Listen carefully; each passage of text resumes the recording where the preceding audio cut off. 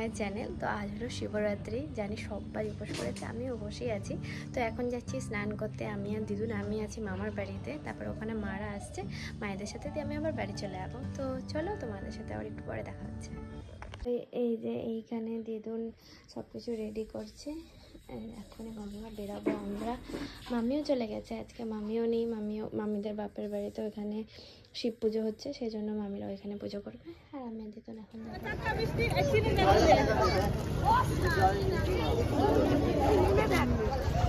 তো স্নান করার সময় কাকিমা বললো যে কাকিমার মানত আছে, সেই জন্য মা গঙ্গাকে এখানে লাল সাদা শাড়ি দিয়েছিল। তারপরে স্নান করে আমরা বাড়ি চলে আসি। বাড়িতে আমি আর মা আর ভোলে বাবার এখানে স্নানের জল রেডি করা হচ্ছে। এবার শিবরাত্রিটা একটু অন্যভাবে কাটিয়েছি, কারণ একটা দাদু মারা গেছে, ওই কারণে আমাদের শিবরাত্রি এবার হবে না। ওই জন্যই মাকে বললাম যে চলো মা, গঙ্গা থেকে স্নান করে এসে এমনি বাড়িতেই পুজো করি, ওই আর কি। দিয়ে পুজো টুজো করে আমরা ফল জল খেয়ে নিয়েছিলাম, সেদিনকে লুচি ময়দাই খেয়েছিলাম।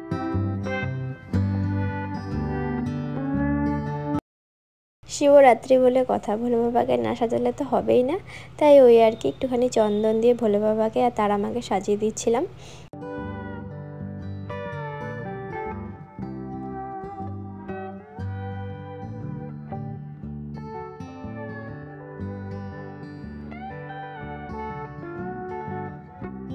দেখো সমাধি উল্টে শাড়ি পরেছে, শিব ঠাকুর ভর করেছে সমাধির উপর দিয়ে, সত্যি বলে বাবা ভর করে নিয়েছে।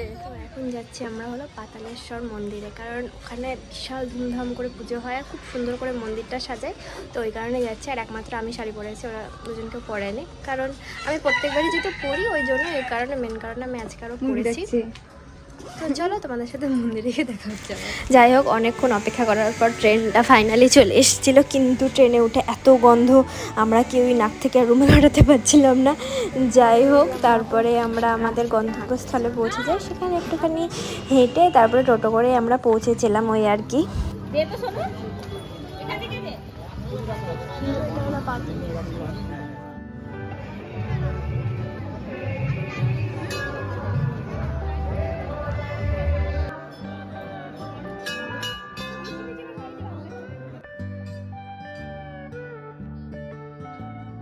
এই গল্পটাকে দেখো কত সুন্দর।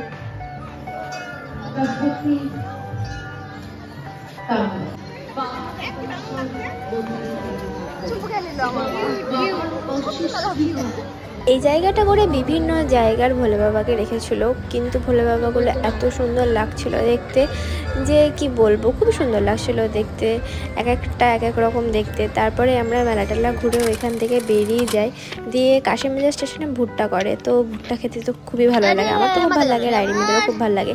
তো আবার সিঁড়ি পার হয়ে এবার যাবো, আর ওখানে মালগাড়িটা সবসময় দাঁড়িয়েই থাকে, সেই জন্য আমরা ভাবলাম যে মালগাড়ির তল দিয়েই চলে যাই।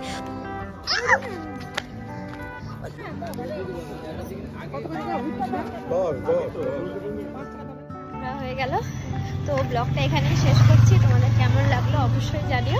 ততক্ষণের জন্য সবাই ভালো থেকো, সুস্থ থেকো। আজকের মতো টাটা।